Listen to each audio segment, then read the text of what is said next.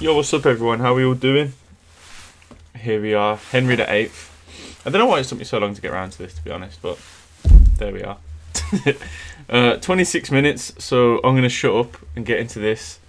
And let's see what OverSimplified has to take the piss out of today. Keep watching to find out how you can save money when you shop online. Also, the reviews are in. That's some nice merch. Get your brand new character pin, limited time face mask, and more. Link down below. Blah. Sigmund, I don't have much longer. Tell me, was I a good king? You were okay. Will I be remembered as the great warrior king who invaded France, revolutionized English healthcare, and developed great parklands? No. Probably not. Because of the wife killings. Sigmund, how did I get here? I still remember the good old days when I was a boy with a heart full of fire. And Mummy would teach me. Okay, Henry, this is a horse. Can you say horse? Divorce. What? Divorce. I'm sorry, but Mr. Potato Head, the Power Rangers, and the Ninja Turtles, and a Game Boy, and the look, the beheaded dolls. Oh God, sign of things. What? No. Okay, let's try this one. Can you say loaf of bread? Loaf with her head. No, Henry, that's wrong. You know what? Last one. Okay. Can you say soap? Soap. Yes, that's it. I'm the supreme head of the church. Screw the Pope.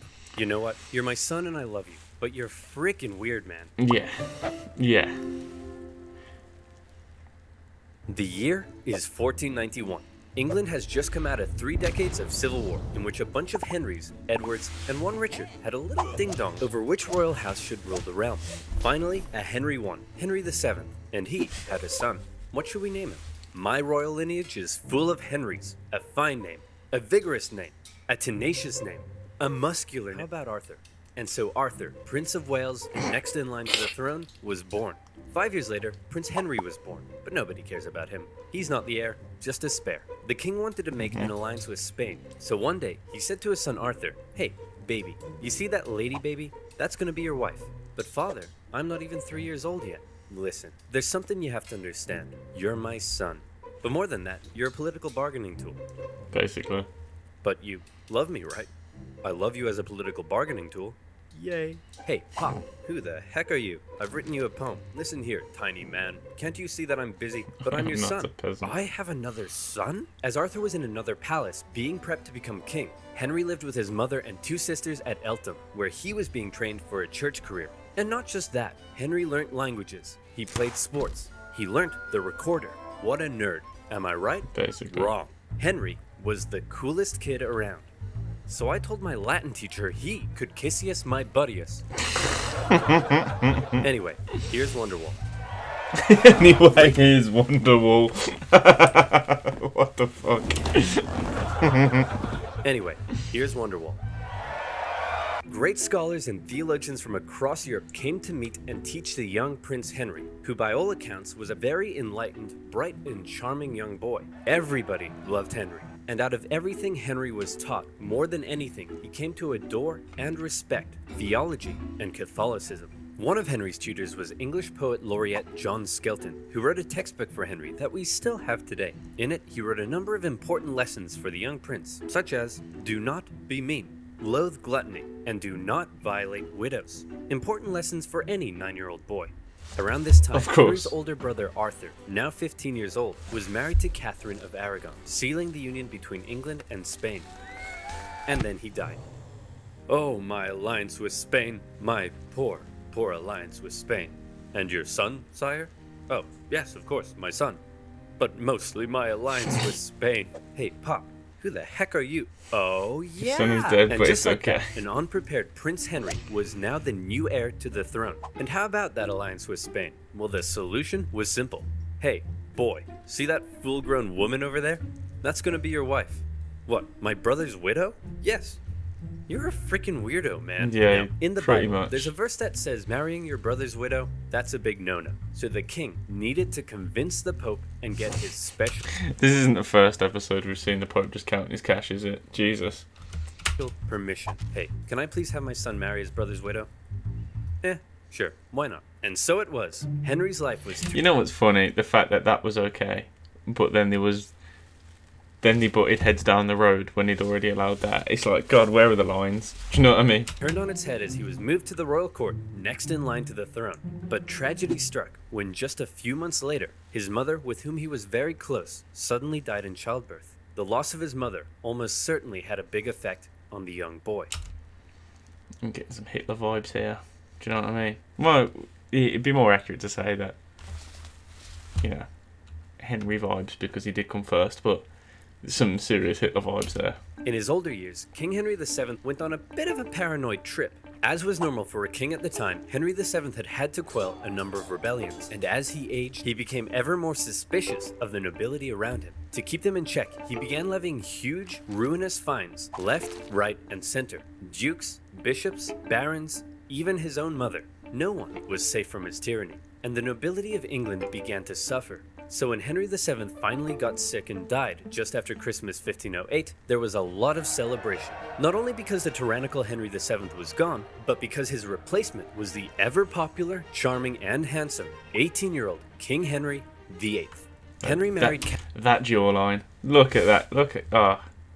You could sharpen a sword on it. Catherine of Aragon in June 1509.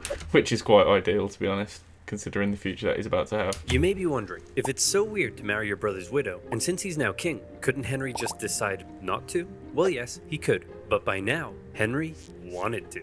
The thing about Henry that was unlike many kings of the time was he married for love, and he had grown quite fond of Catherine, very fond. Historians say their marriage was unusually good, and so he was coronated king. And what a king. Compared to his tyrannical father, he was an absolute joy. Having the blood of two royal houses, he was widely supported. He was really, really ridiculously good looking, and those famous calves could achieve world peace. Hey Henry, now that you're king, you know what that means. Costume party! Henry pranced around the palace playing dress up with his friends. He wrote plays, he sang songs, he danced. A true Renaissance man, very different from the gluttonous wife killer we think of today. In his early reign, people from near and far would come to ask favors of the generous king. Hey man, could I gain ownership of some land near Upton Snodsbury? Sure thing, pal. Hey, could I be an earl or a baron or a viscount or something? Anything you want, man. Could I get, just a really cool pig that has, freaking metal wings and 8 legs and shoots flippin' lasers and it can grow more pigs out of it for extra pigs? Say no more. Hey, guys, I was just checking up on the financial report and what the hell? We can't afford this. Henry's council that he inherited from his father weren't happy with all the money he was just throwing around, and they worked hard to curb the king's spending. Since they controlled the royal seals needed to get stuff done, at first they were largely able to control the young king. And for Henry, the most infuriating things of all was they wouldn't let him joust with his friends because it was too dangerous, nor would they let him do the thing he wanted most, to go on a great, glorious, and expensive conquest against England's historic enemy, France. Please guys, I'll keep it cheap. How? I'm glad you asked. I've got a promo code. For the financial burden of war? Yes. Honey is the free browser extension that automatically finds promo codes when you shop online. Imagine you're on one of your favorite websites. Not that one. If you want to reinvent okay, I'm going to yourself- skip this just for the purpose of my video, but defo go check this out to support OverSimplified. Oh yeah. Sexy calves, excessive spending, and war with France. Henry wanted glory. He wanted to go down in history. If he didn't go to war in France, was he even the king of England? Basically. Man, I don't want to go to war. You know what? Basically, do you know what I mean? If you're not going to war with France, then what's the fucking point? Do you know what I mean? I mean, that's how France kind of bloods their kings. Hey, you're going to be king of France, you need to go to war with England. And if not, you need to at least help someone else win their war against England. Bad, but the council won't let me. Hey, maybe I can help with that. Whoa, it's Cardinal Woolsey, one of my best friends. Despite being an old-ass man, Cardinal Woolsey knew that if he helped King Henry, there'd likely be something in it for him. So what was his great, intricate plan to curb the council's power? You're the king, dum-dum. You can do whatever you want. What? Woolsey began writing bills that simply didn't require the seals, and thus, Henry was back on top. For his efforts, Woolsey began to climb the ranks, and he became something of a yes-man for King Henry, encouraging Henry to frolic and play while Woolsey took care of business. Hey, kid, you want to go on an adventure? Do I ever? The Pope was at war with France and he needed some help. He offered the young, impressionable King Henry 100 Parmesan cheeses, some wine, and a golden rose if he came to the Pope's aid, and Henry was all in. At this point in his life, he still respected the church and loved the Pope, and here was the chance for war he had been waiting for. He still didn't have an heir, a fairly big problem for a monarch at the time, but right now, the only kind of smashing he was interested in was smashing French guys in the face. What? And so off he went. The English already held the French city of Calais. From there, Henry made a glorious victory at the Battle of the Spurs. He took the French cities of Terouanne and Tournai. Word of his victory spread. This was it. Here was the glory he had been waiting for. Back home, his beautiful wife also led armies to victory in Scotland. And better yet, she was pregnant. What a boss bitch, man. What an absolute boss. You see, these are the keepers, man. These are the girls you need to look out for. And there's a flying pig, because, you know, good luck. Soon, Henry would have an heir. All of Henry's wildest dreams were coming true. Oh, he ran out of money. Yeah. As the French prepared to invade Italy, all Henry could do was go home. Well, at least now I have an heir to cheer me up. Bring me my son. Henry, this is Mary. Mary? That's a funny name for a boy. Henry, it's a girl.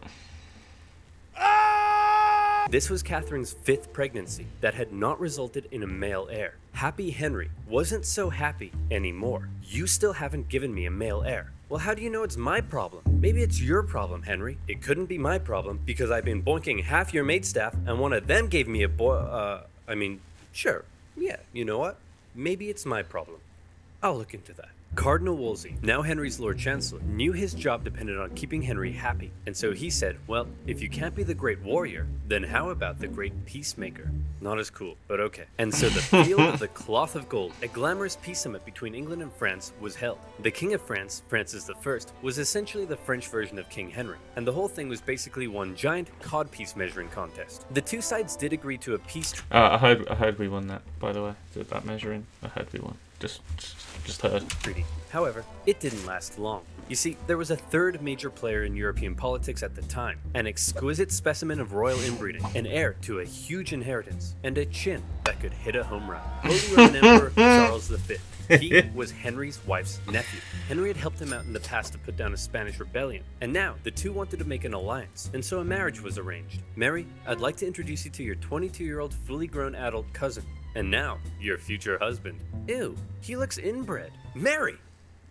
We're all inbred. With their new alliance, More Charles inbred and Henry than butter. would team up and relaunch a campaign against France. In 1522, the English landed and stormed as far south as Agincourt, but Charles didn't commit significant forces. Whoops, sorry man, not sure what happened. I'll join in next year. The next year, England swept northern France, almost taking Paris. But once again, where was Charles? Oh man, I'm so sorry. I promise, next year, I'll be there. The next year came, and a fed-up Henry decided... It's unreal, that, isn't it? It's the fact that you just, don't worry, bro, we'll go back next year. It's cool.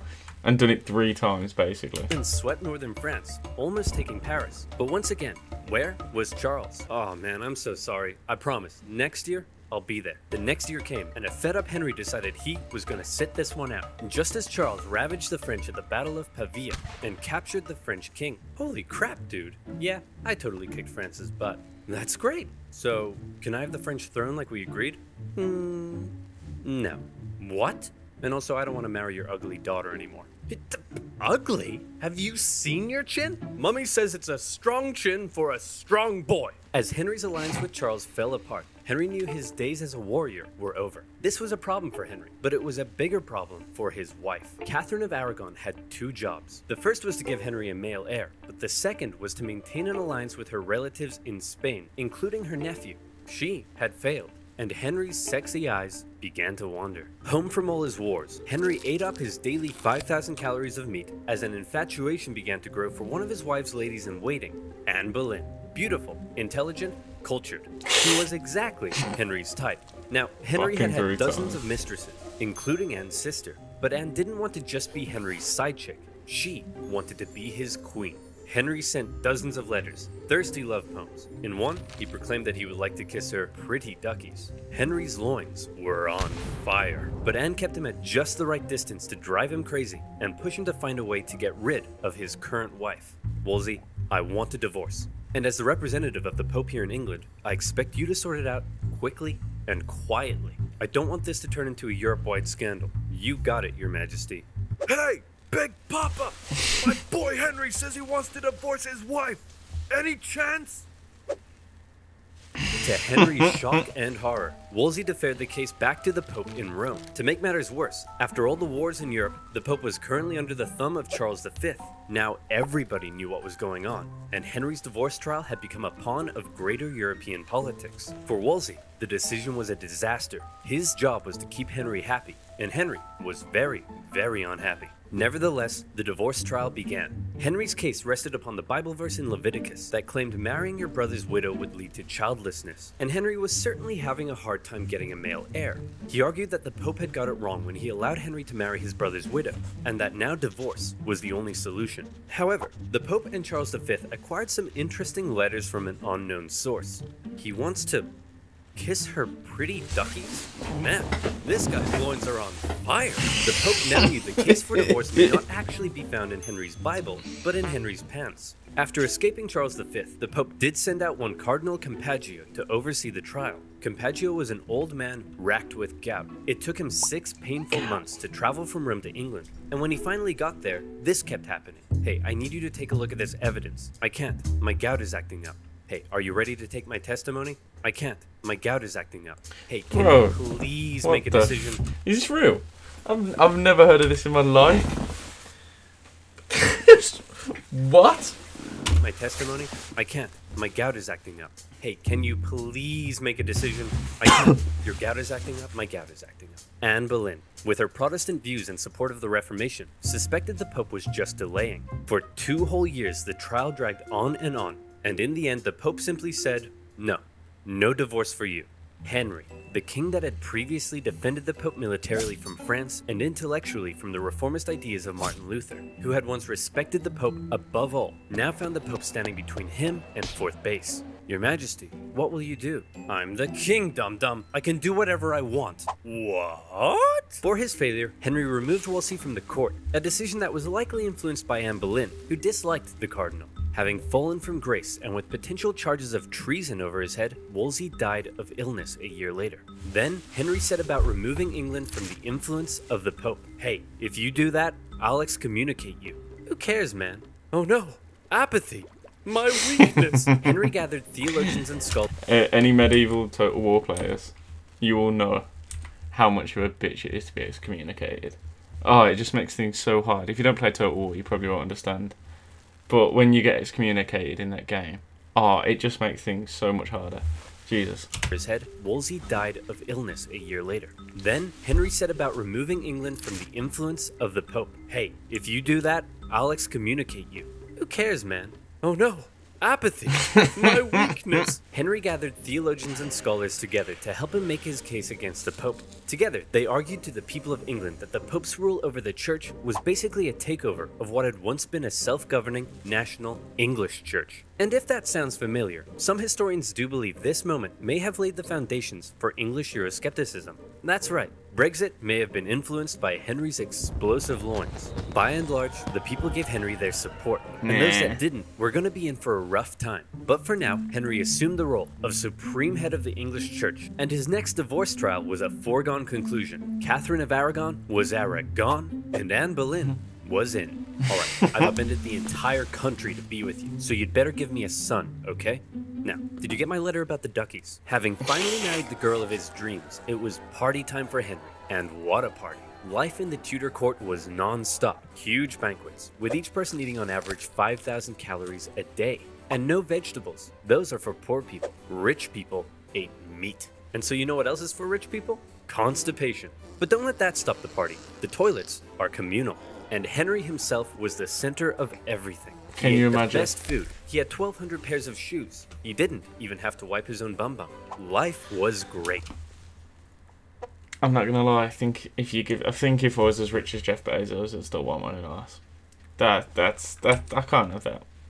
I couldn't be having that. He had 1,200 pairs of shoes. He didn't even have to wipe his own bum-bum. Life was great. Everyone, I give you your majesty. Look at this dude, yeah.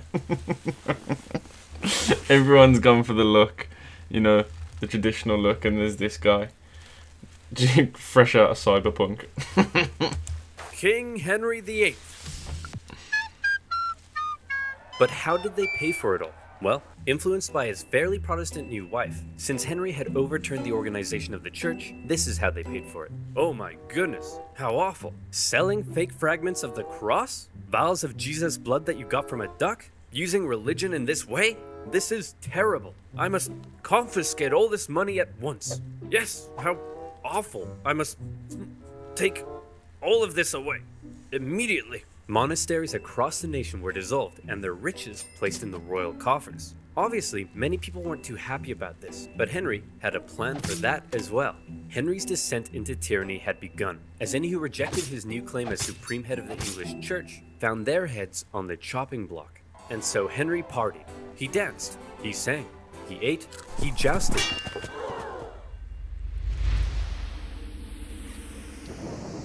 Be me. Love gluttony. Violate widows. In 1536, He looked like Tyson Fury when he got up there. fell from his horse in a jousting accident. Not for the first time, but certainly the heaviest fall he had taken yet. Some historians believe the brain damage caused by the incident may have violently accelerated Henry's descent into tyranny. Executions in England ramped up. During his reign, it's estimated 57 to 72,000 people were put to death. Rich or poor, big or small, no one was safe. And the most prominent victim of all was to be Henry's own wife. It had been 3 years since their marriage. Anne had been pregnant 4 times, yet she had only been able to produce one healthy child, a girl. What's more, it's possible she had been going around insulting Henry's manhood. Henry's eyes, once again, began to wander. His new... All the men in the currently watching this video just felt for Henry then. It's like, bro, we know you're a dickhead, but that's got to hurt, man. No one deserves that. No one deserves the dick insult. Not the short dick. Oh, no.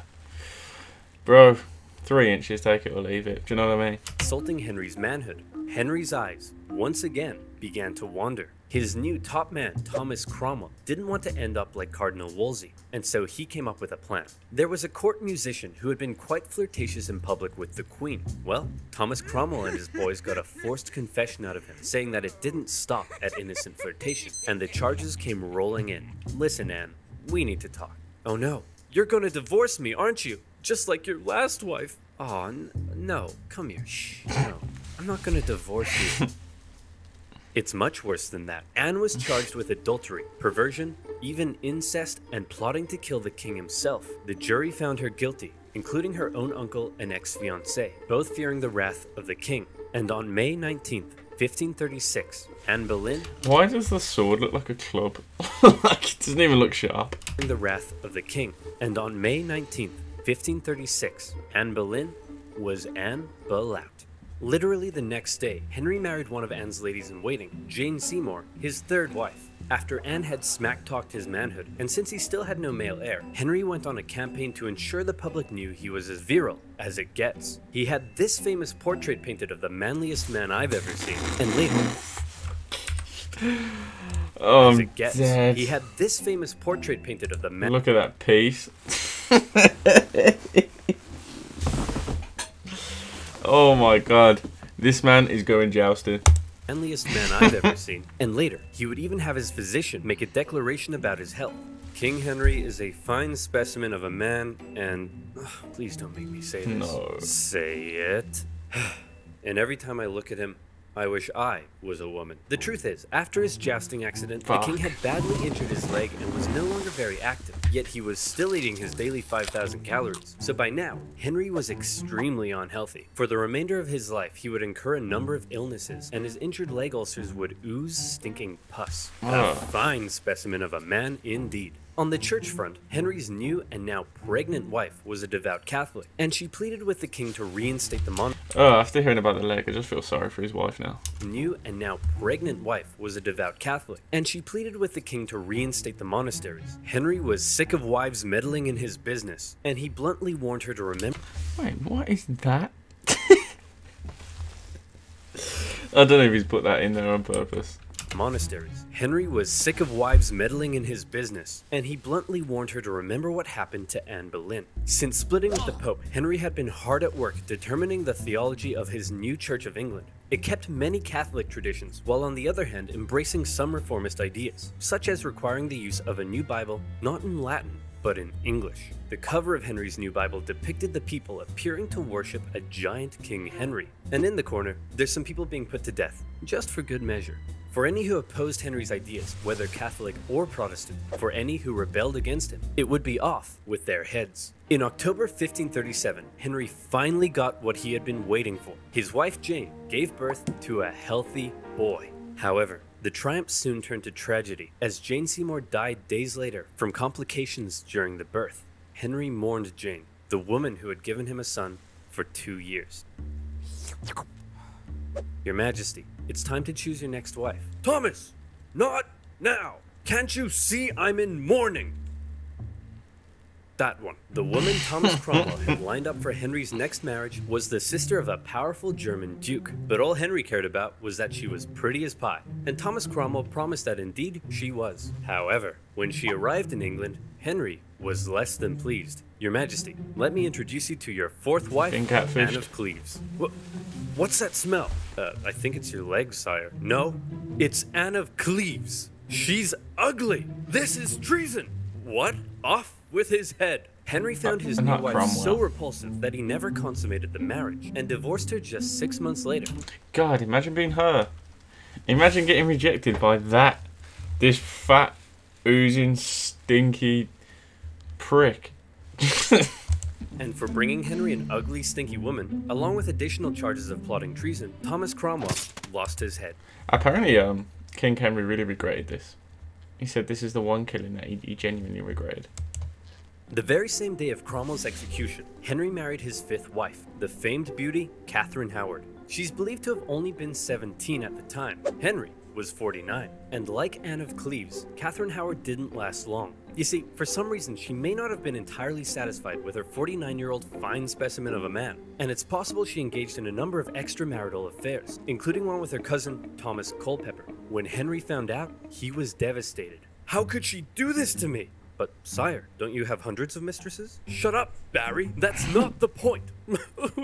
Your Majesty, you're crying. I'm not crying. It's just that sometimes, when I get sad, water comes out of my eye! For her treason, Catherine Howard met the same fate as Anne Boleyn in 1542. So, we've had divorced, beheaded, died, divorced, beheaded. Look out, here comes survived. Henry married the daughter of a royal official, Catherine Parr, in 1543, and she appears to have been a good companion to Henry. She cared for the aging king, who by now was so heavy it took several men to winch him onto his horse. She acted as a mediator within the family, and convinced the king to restore his two daughters to the line of succession. Their marriage did have one hiccup, however, when Catherine dared disagree with the king over the subject of theology. It's a miracle, because when the priest says the words of institution, the bread turns into the body of Christ. Well, if you put the bread in a box for 3 months, is it a miracle that it turns moldy?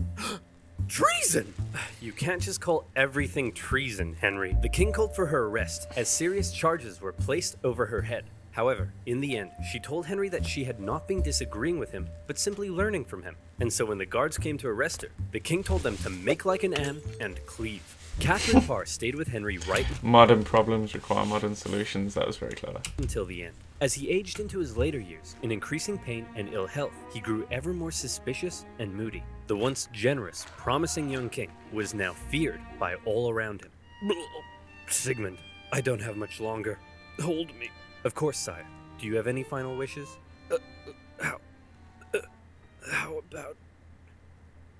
How about one last conquest in France? And so in 1544, Henry made for Calais. The pesky French had been supporting the Scottish in their ongoing wars with England. Hey, what did I say? What did I say earlier on? If you're not going to fight the English, you need to help someone else win. That's what the French do.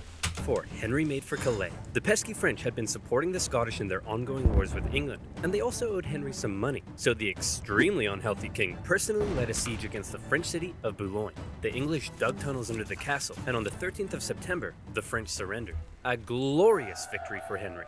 In actuality, the whole misadventure nearly bankrupted England, and they ended up giving Boulogne back to the French a few years later. But shh, don't tell Henry. He's having his moment. Finally, in 1547, a 55-year-old Henry, lapsing in and out of consciousness, passed away. His son Edward succeeded him, but died just 5 years later. His daughter, Mary, briefly took the reins and steered the country back towards the Pope. But then his second daughter embraced reformist ideas and gradually transformed England into a Protestant country. Henry's desperation to marry... Yeah, and then killed pretty much the entire Catholic population. I should probably add to that. Well, not the entirety, but she gave him a fucking hard time, I'll put it that way. Anne Boleyn, and his resulting feud with the Pope, had changed the course of English history and religion forever. Unfortunately, none of Henry's children had heirs, and when Elizabeth I died, Henry's lineage ended, with the House of Stuart replacing the House of Tudor. So then you might think, all that effort, a life filled with so much frustration, yet he never conquered France, he barely had a male heir, and his lineage died out. The egotistical man Henry grew sick and cruel, and then died. So why are we all so fascinated with King Henry VIII? Why not Henry II or IV? Well, without mentioning the many important things his reign did achieve, one of his biggest goals was to go down in history, and you can put a big green check beside that one, because everything he did and how he asserted his control and authority over everyone around him has come to be viewed as the epitome of the word king. And also because of the wife killings? Yeah, definitely the wife killings. The wife killings probably first and foremost, right? The wife killings were a big part to play. But yeah, this is just another chapter in how England and France hate each other. Nah, Henry VIII, he did do some good stuff. Believe me, we had to learn about it in school. But when you discuss Henry VIII in British education, the first and last thing you cover is the wife killings. You kind of, in a weird way, you kind of learn more about the wives than you do him. In a weird way. You don't even bother learning about his son. In fact, from my personal experience in school, Henry VIII is probably the only monarch. Yeah, is the only monarch you really learn about, including today's monarch. That you just don't learn about the royal family, from my experience in school. I don't know why that is. It's just, that's just the way it is. Yeah, like I don't know. I was just thinking if we learn about any other monarchs, but we really don't. Any medieval players will know what I was talking about in the excommunication part. For some reason, I thought Henry led one of the Crusades, but it wasn't Henry. But yeah. If you like, comment, subscribe, and I hope you enjoyed the reaction. I know I don't usually say a lot in the reactions, but it's just because I like to let the video play and then chip in where I've got something to add, do you know what I mean? Instead of just talking absolute shit all the way through it. But yeah, man. Like, comment, subscribe if you don't mind. I'm close to 5k, man, so it'd mean the most if you can help me get there. And definitely comment what else you want to see down in the comments. And I'll definitely get back to you, I always do. But yeah, peace out everyone, and take it easy.